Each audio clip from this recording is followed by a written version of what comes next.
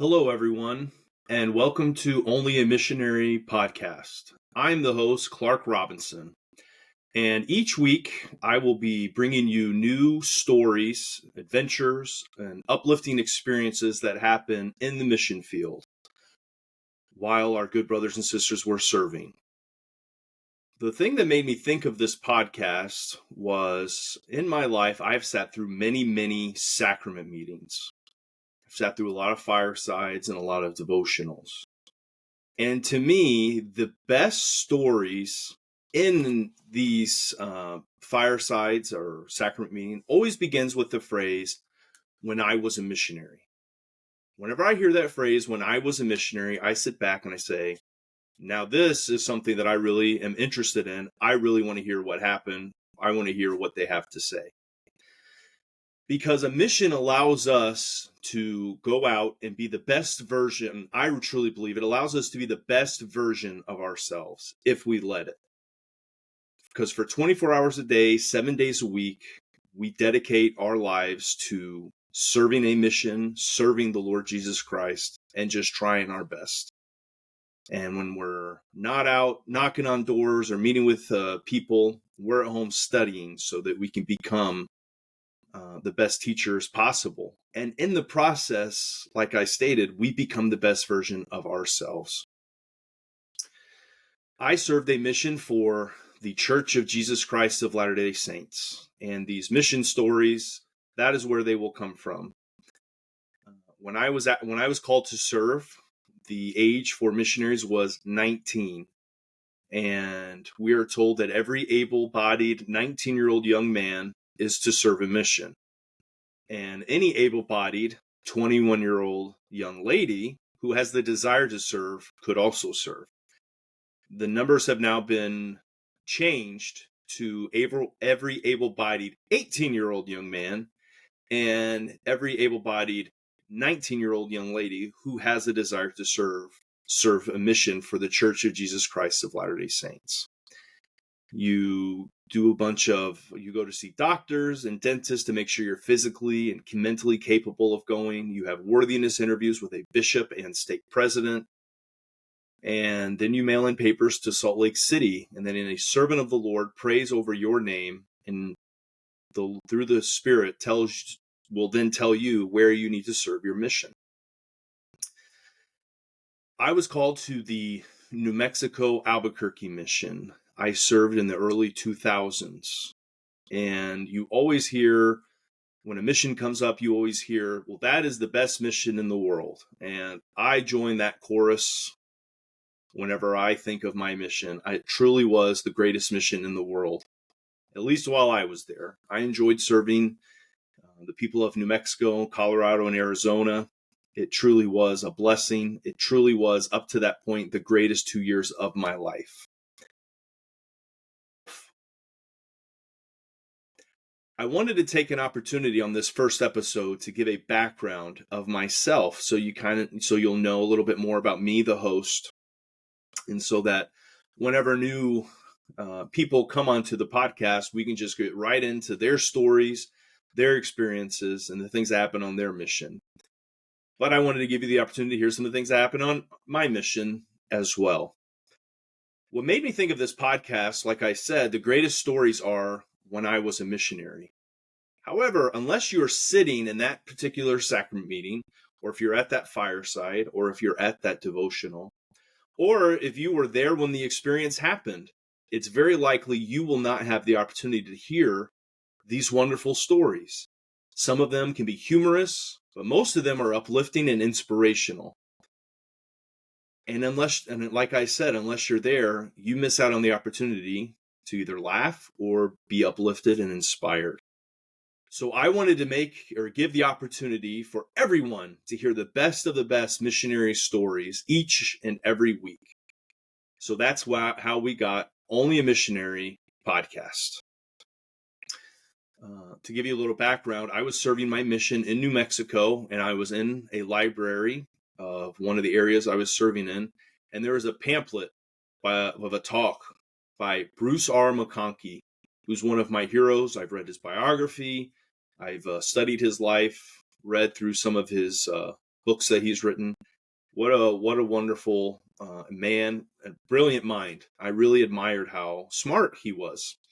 So I immediately grabbed this, and the title of the pamphlet was "Only an Elder," and the wheels start to turn. The talk is wonderful if you're feeling down, like, well, I'm only an elder in the church, and he gives a great uh, uh, talk about that. It actually is a really big deal, and here's why. And it's really, really inspiring, and it's really neat. But as I continue to serve my mission, and as I've gotten home, I've heard so many missionary stories. And at the end of that story, we could almost every time say, only an elder would do that, or only a sister could have said that. So only a missionary could have had that experience, or only a missionary could have had the foresight to say that. So that's where we got this podcast. Only a missionary could have these experiences. A lot of times in life, we're told some things aren't for everyone. I've heard college isn't for everyone. Working in an office isn't for everyone, or working outside, especially in sunny Florida, that's definitely not for everyone. But I truly believe if you are able, physically, mentally able, a mission is for everyone. If you're able to serve a mission for the Church of Jesus Christ of Latter-day Saints, I believe that is for you. And I think anyone who's on the fence should go, because you have some of the greatest experiences, and it's the time in your life where you'll be the closest to the Spirit and feel it. It's like going through a spirit university.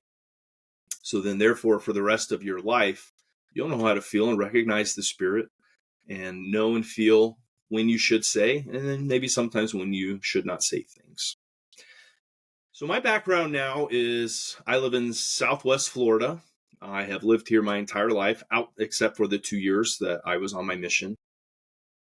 I have been married for going on 20 years to my sweetheart, Marisol.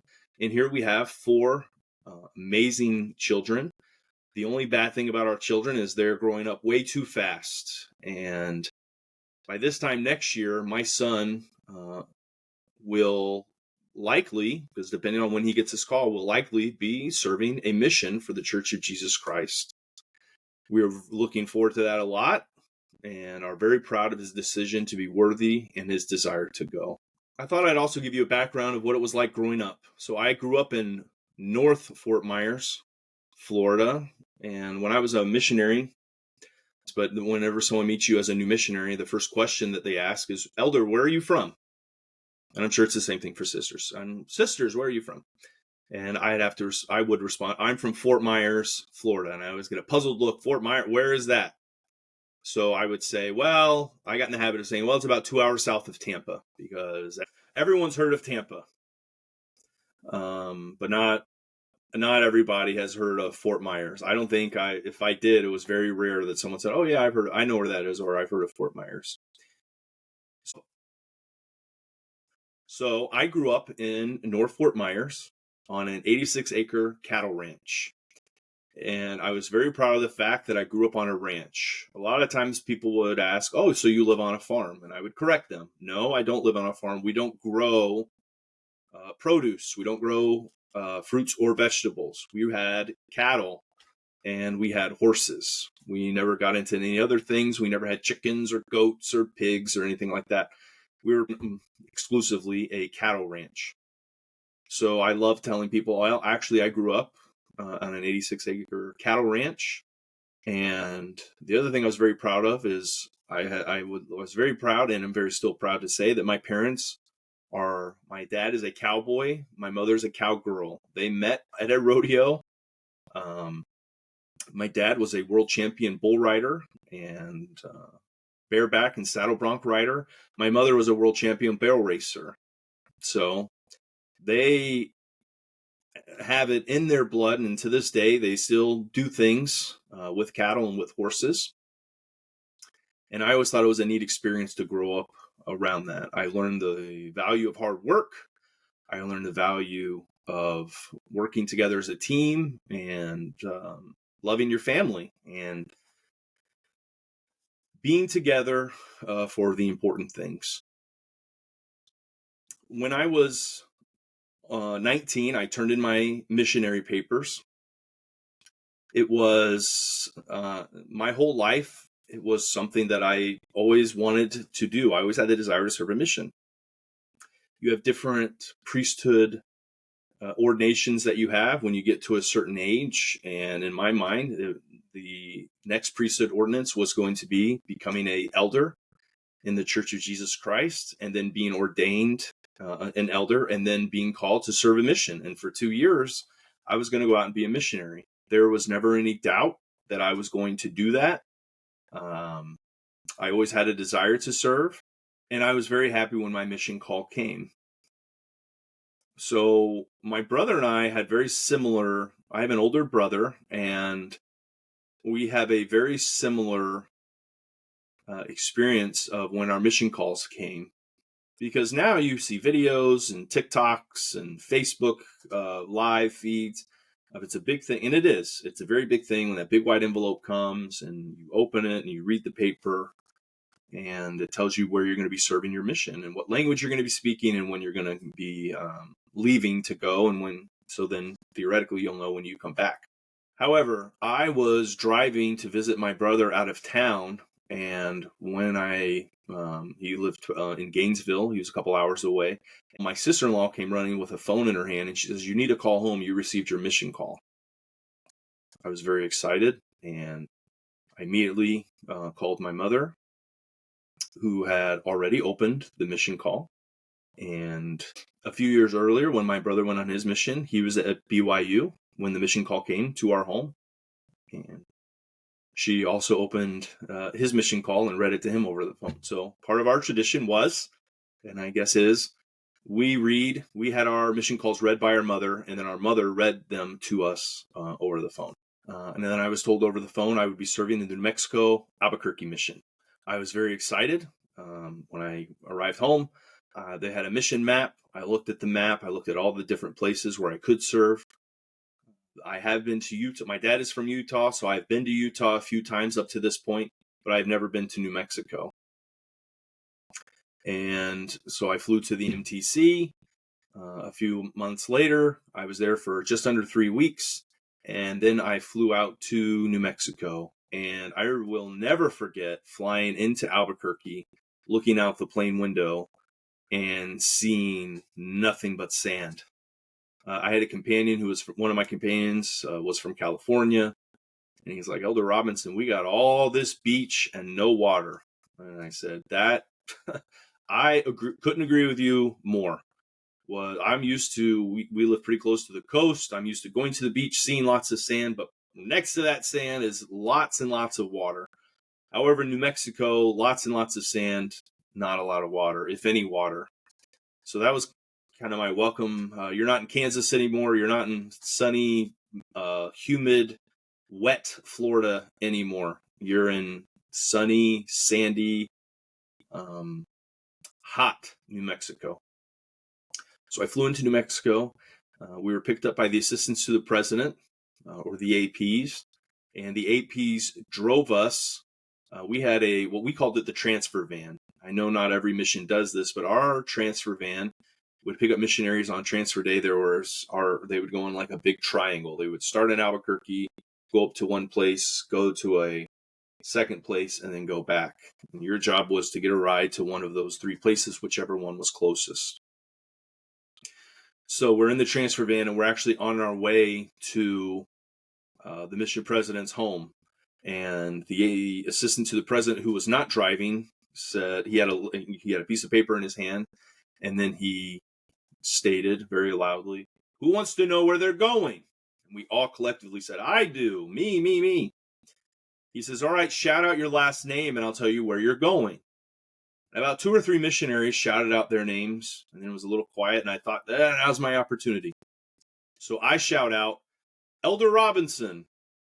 And the assistant's looking for my name, and then he says, "Cortez, Colorado." I'm going to be very honest, up until this point, I had completely forgotten that Colorado was even part of my mission.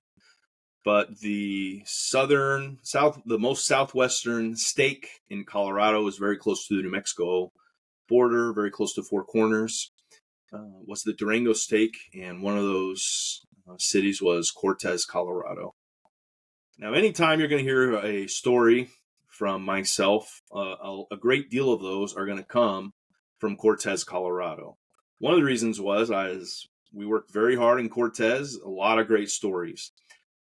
The main reason that you will be hearing a lot of stories from Cortez, Colorado is because I actually served there for 10 and a half months. I think it's common for missionaries to serve in areas between 4.5, 6 months. Anything past 6 months, you're kind of pushing like, wow, you've been here a long time. So for me to serve in my first area for 10 and a half months, I loved it. I could have served my entire 2 years there. I loved Cortez, Colorado. But as I stated, a great deal of my experiences happened there. And there's a few things I'm going to share today. Or the first story I'm going to share happened when I was in Albuquerque. Even though I actually never served in Albuquerque. But we were we were told by our mission president, you need to tract for at least 10 hours a week. And I was very obedient to that. I was out, I would knock doors almost every single week. I was able to tract the required 10 hours a week. So I did a lot of tracted a lot, and got a lot of no's, a lot of not interested, a lot of doors slammed in my face, a lot of we're not home or go away. But I also got a few, yeah, come on in. We'd love to hear about that. Or, yeah, come on in. We have time to hear your message. It was rare, but it did happen. But I had it in my mind, for whatever reason, that I can't go home from my mission unless I tracked to Albuquerque, at least for an hour, once. So on the Tuesday before I went home, I'd be leaving home on a Wednesday, but the Tuesday before I went home, I met up with one of my very, very good friends that I made on my mission. And I said, we're going to go out, we're going to tract Albuquerque.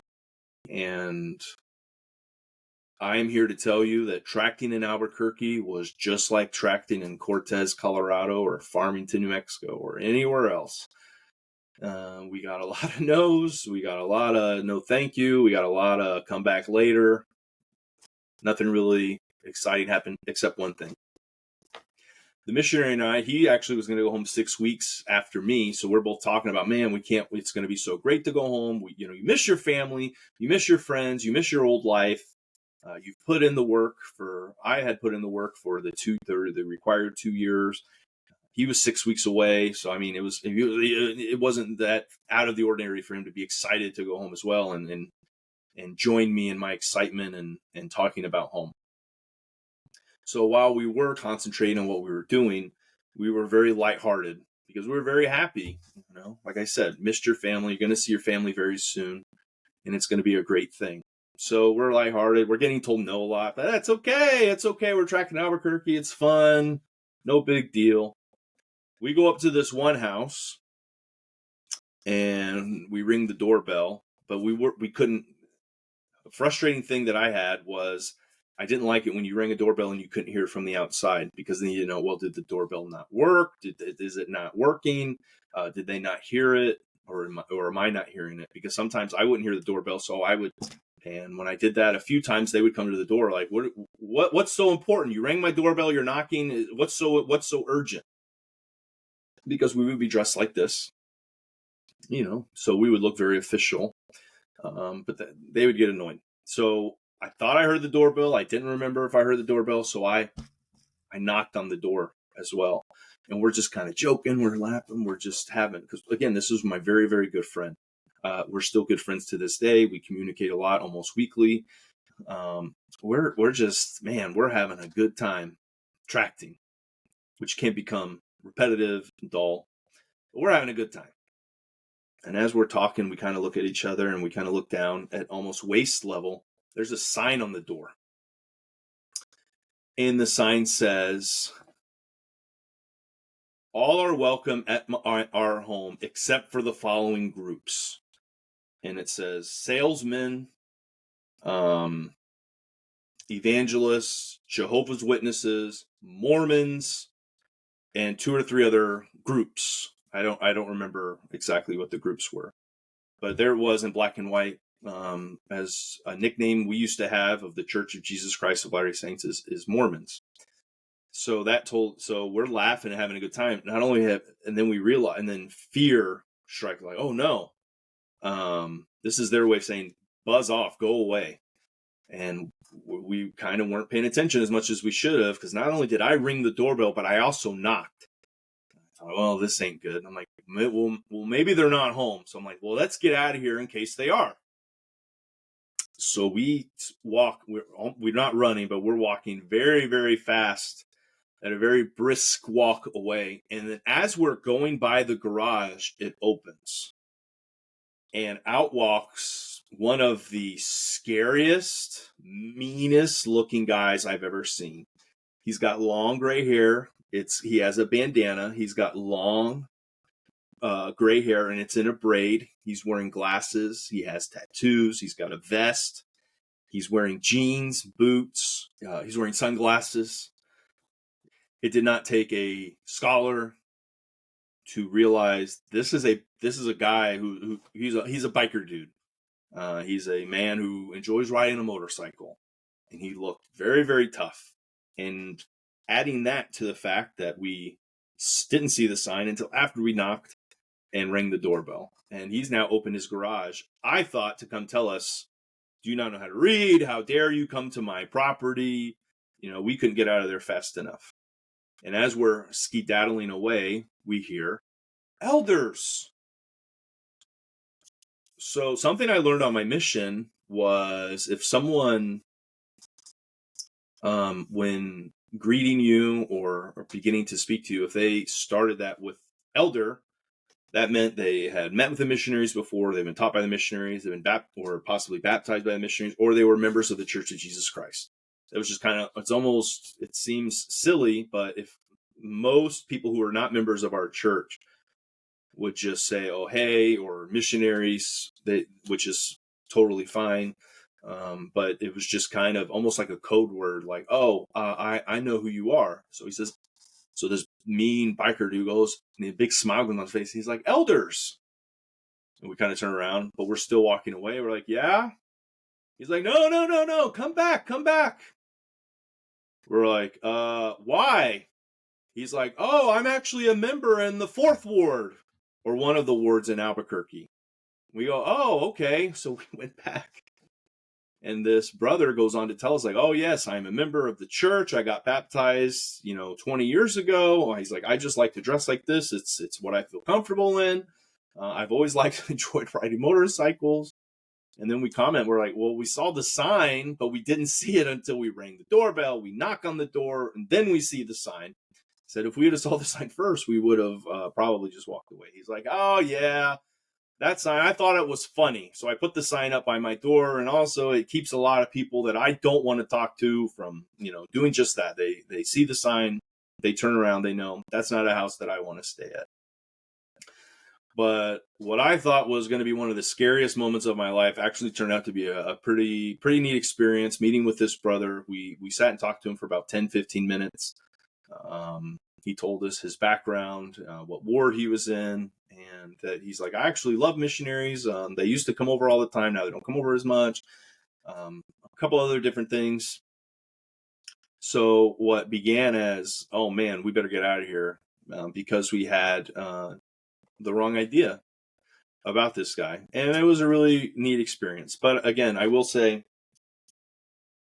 tracting in Albuquerque was just like tracting everywhere else. But if I hadn't tracted that day before I came home from my mission, I would have missed out on that really, really cool opportunity to have met that nice brother in Albuquerque, New Mexico. All right.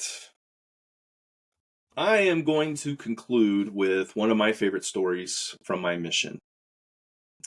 I have 2 stories that are my favorite, and so I have 1A, 1B. This is definitely one of them. I'm not sure if it's 1A or 1B, but it's number 1. It's tied for number 1. So, like I said, I'm serving in Albuquerque, New Mexico mission, but I'm serving in Cortez, Colorado for my first 10 and a half months as a missionary. And to me, one of the best days of the week was Monday. But let me explain. I loved being a missionary. I loved everything about it. I didn't mind the room. I didn't mind that we had to dress like this all the time, that we had to knock doors. I loved going out teaching discussions. I loved meeting with families. I loved everything about a mission. But I really, really looked forward to Mondays, because on Mondays, from 6 or 6:30 a.m. till 6 p.m., that was your day. It was nicknamed preparation. It was called Preparation Day. That's when you were able to go buy groceries, go buy stuff, other things that you may need for your home, like to wash your clothes or dishes. At that time, we were only able to, the first year of my mission, I was only able to write letters. So my brother had actually given me this like electric typewriter so I could type out my letters to send home. But yeah, about after a year on my mission president announced, you are now allowed to email home. So then for the last year of my mission, I would send emails home. But anyway, that's what you would do on Monday. You would also, by the way, like play basketball or football. So I always looked forward to Monday. It was kind of a refresh day. It was a day to just, you could also take a nap. It was a day to like charge the batteries, kind of just get back to, because it can become very taxing, because a mission is very hard, but you just kind of had that once a week opportunity to, like I said, recharge the batteries, refresh the mind, and then be ready to go out. So I always looked at P-Day as borderline like sacred. It was very, very important for me to just do what I wanted to do that day. Well, in my mission, like I said, we had that 10-hour requirement. So we would, if we were falling behind because we had too many other things we had to do, but we wanted to be obedient, we would double up, because in Cortez, there were two of us elders over two of the wards. There's actually two other wards, and on the other side of town, two other elders were over the other two wards. So what we would do is, like, oh man, we're falling behind on hours. Could you and your companion come? We'll go on exchange. We call them splits or exchanges, and we'll do two at a time, and then we'll just count double the hours. And so we would do that. Not a lot, but every once in a while we would do that. So we come over. I think we had to do at least 2 hours, and might have had to do 3. I take the junior companion. My companion was actually a brand new missionary. And I think the other missionary companion that I was then going with was also a brand new missionary. So I don't think he had been out not even 6 weeks, maybe 6 weeks, but it was very, very short. So he goes out with the other missionary, who at that time actually was the district leader. He goes out, they go knocking doors, we go knocking doors. We go to the police. All right, we'll be back at 4:00. So we're going to meet at our home. So I go to our home. We had no success that day. I don't remember anything. I mean, nothing bad happened, but nothing good happened either. So 4:00, go back to the house. I'm there waiting. 4:15, 4:30, 4:45. Around 4:50, the other missionary, my companion, and the other missionary, come walking into the house. It's like, man, what happened? And my companion exclaims, "Oh, someone spit in my face." I'm like, okay, what does that mean? He's like, well, he's like, it's my turn to knock on the door. I knock on the door. I explain who we are. The gentleman goes, oh, hold on, I'll be right back. And then they shut the door. This is, by the way, in a trailer park, about 1.5 miles from our house, maybe 2 miles. And then the door opens again, and it's a different guy whose appearance just looks like, I'll just say, he looks like he's rough around the edges. And my companion goes to say, oh, hello. And he goes to say spiel. And the guy who opens the door goes, spits a big loogie right in my companion's face. And he says, for a second, he's like, I forgot I was a missionary. He's like, I was ready to deck this guy. He's like, I didn't expect it, so I didn't know how to respond. I was very, very upset.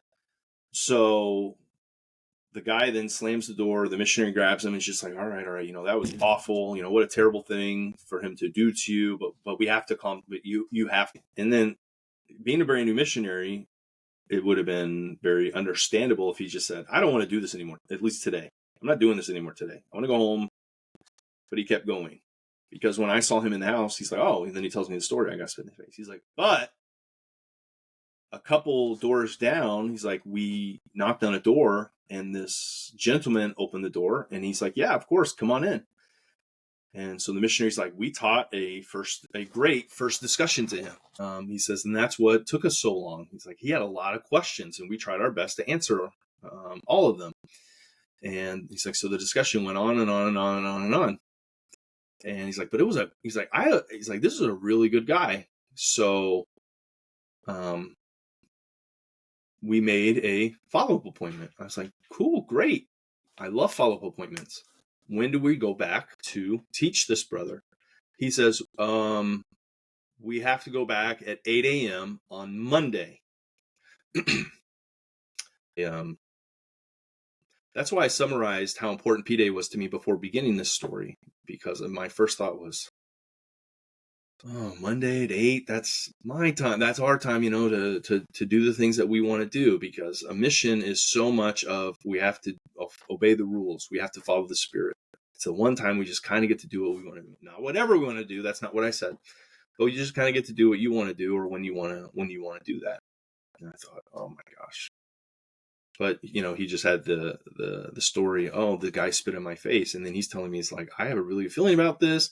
He's like, I think the adversary was trying to get me to quit because he knew that we were going to meet this guy and he was going to be excited to hear us. I then asked, well, why 8 a.m. on Monday? He says, well, he works overnight at a grocery store and he gets done around 7:30. So he gets home around that time. And when he gets home, he usually goes right to sleep. But he wants us to come and to teach him that day instead, so that he can hear the next discussion before too long. I mean, how can you argue with that also? Okay. So Monday comes, we get on we call this proselyting clothes, or our pros. We get on our pros. We go to the house. This is the first time I'm going to meet this brother. So I knock on the door and opens the door, and here stands a man with a lit cigarette in his mouth. He's not. I just remember him wearing a robe with pants, no shirt, and he's got this almost like a wild man haircut. And I think he at least had a beard. He had a goatee, and he, elders, hey, how's it going? Come on in. And if looks could kill, I turn around to my companion. I'm like, this is why you have us, leave our home at 8 a.m. on P-Day. I mean, this is who we're going to teach. So I was very judgy, which is not good. I did absolutely the wrong thing. So I was judging this guy. I was judging my companion. We go in, we're teaching him the second discussion. I'm just trying to get through it. But as we're teaching him, he's positively responding to everything we're saying. He's like, yeah, that sounds great. Or, yeah, I do believe that. Or, yeah, I think that is possible. All these things, he's doing great. But then he's also asking these very thoughtful questions. I'm thinking, man, maybe my companion was onto something. So we're teaching. Well, while I was a missionary, at the end of the second discussion, you then concluded with, once you learn that these things are true, will you take the steps necessary in becoming worthy so that you may be baptized and become a member of the Church of Jesus Christ of Latter-day Saints? And this brother looked right at us and he says, absolutely, I will. This kind of struck me as like, oh my goodness, because even all the people that have agreed to be baptized, many of them, it took some convincing. Like, well, maybe, or like, oh, I've already been baptized, or, I really have to think about it. So for him to immediately, the second discussion, first time meeting me, only the second time he'd met my companion, for him to just immediately say, yes, I absolutely want to get baptized. We're like, great, we'll set up a date. And we'll set up a date and we can baptize you. And he's like, that sounds wonderful. And we make up a follow-up appointment. We leave. I tell my companion, I high-five him. I said, you can schedule, if they're like this, you can schedule appointments every P-Day for the rest of the mission, as far as I'm concerned, because that went really, really well. So the interesting thing was, we scheduled the appointment for the third discussion. We go back for the third discussion. And while we're there, he says, oh, I want to introduce you to somebody. And he brings out his wife. And he said, is it okay if I've been telling her about the stuff that you've been teaching me, but I don't remember it all. Would you mind teaching what you've been teaching me to my wife. Absolutely. That sounds great.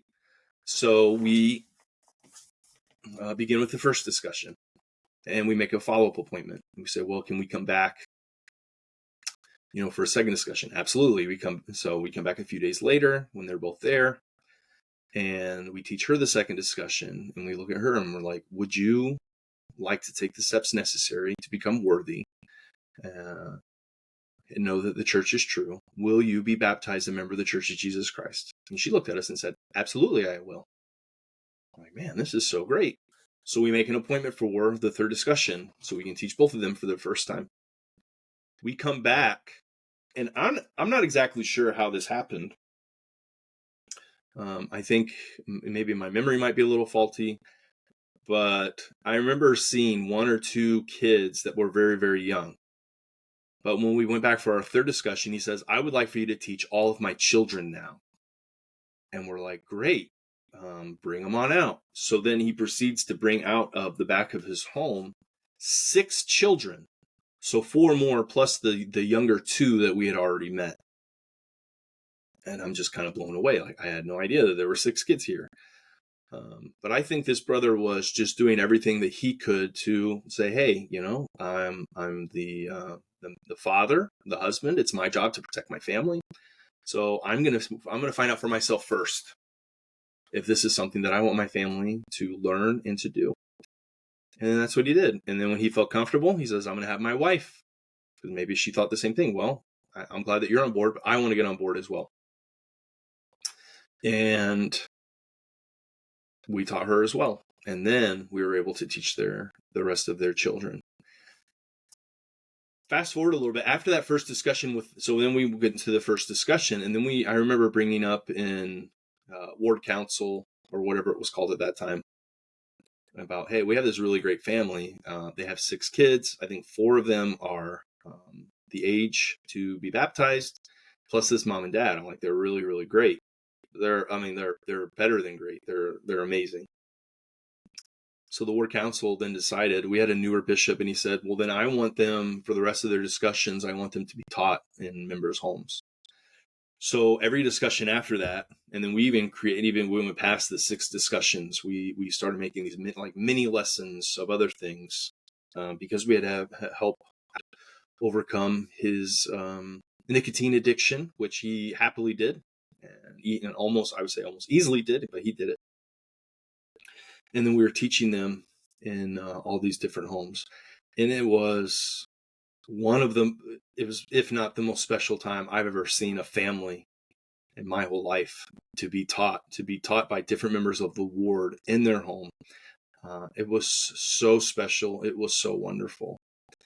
And when it came close to the date of baptism, my mission president, and for whatever reason, I don't think they encourage this as much anymore, but while I was a missionary, it was like, yeah, let's talk to the bishop and the stake president and the mission president. So we talked to them, and we actually told the dad, we said, how would you like to have the opportunity to not only baptize your wife, but baptize your children?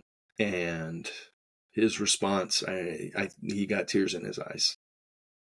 And he said, how is that possible? So we explained how when you are baptized, that is the most worthy and perfect that you're going to be for the rest of this life.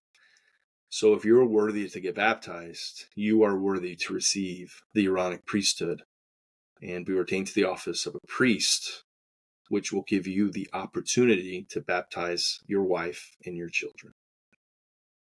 And this brother, who has been reading his Book of Mormon, has been coming to church, has been doing everything we've asked him and his family to do, just got so emotional. And he said, I want to thank you guys so much for introducing me to this church and for telling me that I'm able to do that. He's like, I would absolutely love to be able to baptize my wife and my children. So we set up a date, and a few weeks go by, and on that day, I was able to baptize the good man, the good father of this family. And he got out of the water. We gave him the gift of the Holy Ghost. We ordained him the office to the Aaronic priesthood. and ordained him to the office of a priest. And then he got back in the water, and he was able to baptize his wife and his 4 of his 6 children. And I just remember thinking, like, this has to be one of the greatest things that have ever happened in this mission or in Colorado or United or whatever. And it was so special to me to be a part of it, to see the changes that this whole family went through, even though it started out with me, selfishly thinking we're not supposed to have appointments on P-Day. And then when I met him, I'm like, oh my gosh, this guy looks so rough. I can't believe we're here on a P-Day. I loved being wrong. In that instance, I loved that I was wrong. And to see the excitement of the ward, to invite this family into their home and to share their testimony of Jesus Christ, the importance of his atonement, and their love that they had for the Savior. It was so special. It was so amazing. And to see him then have the opportunity to baptize his family, it was so special. And that's why it's one of, if not my favorite missionary story. It just goes to show the Lord is far more interested in how we finish than how we started. I think a great illustration of this is in the Book of Mormon, in the Book of Alma, chapter 31, when he is asked to go reclaim the Zoramites. And who does he ask to take with him? I mean, this is a great undertaking. These are people who are not keeping the commandments. They're not doing what they're supposed to do. And he says, we're not going to go to war with them. He's like, but we're going to preach the gospel to them, because that is a lot more effective than trying to go to war with anyone. He's like, we're going to use the Holy Ghost. And we're going to try to get them to change. And in Alma 31, it says that Alma took Ammon and Aaron, Omner and Himni. These are the sons of Mosiah, and they, like Alma, were not good guys when we first are introduced to them in the Book of Mormon. The Book of Mormon states that they're trying to not only go to church, they're trying to destroy it. But then through a visit from an angel, feeling the Holy Ghost, they changed their life. And now they're going as missionaries. They're going to go and try to help the Zoramites come closer to Christ. He also took with him Amulek. And when he met Amulek, Amulek says, I've been called many times to the ministry. He says, but each time I was called, I said no. He says, but now I am saying yes. He also took Zeezrom. Zeezrom was a lawyer who argued with Alma and Amulek and tried his best to catch them so that he could not only maybe throw them out of the city, but also have them tried and murdered. But now Zeezrom's going with them. And he also took his sons, Helaman, Shiblon, and Corianton. But I bring up those scriptures, and again, that's in Alma 31. I bring up those scriptures to illustrate that the Lord is far more interested in how we finish and where we are and where we're going rather than where we were. The mission taught me this so many times, and I saw it in so many instances. This is just one of my favorites. But I'm here to let you know that I know that the Lord can speak to us if we allow him, and he can change us if we allow him to.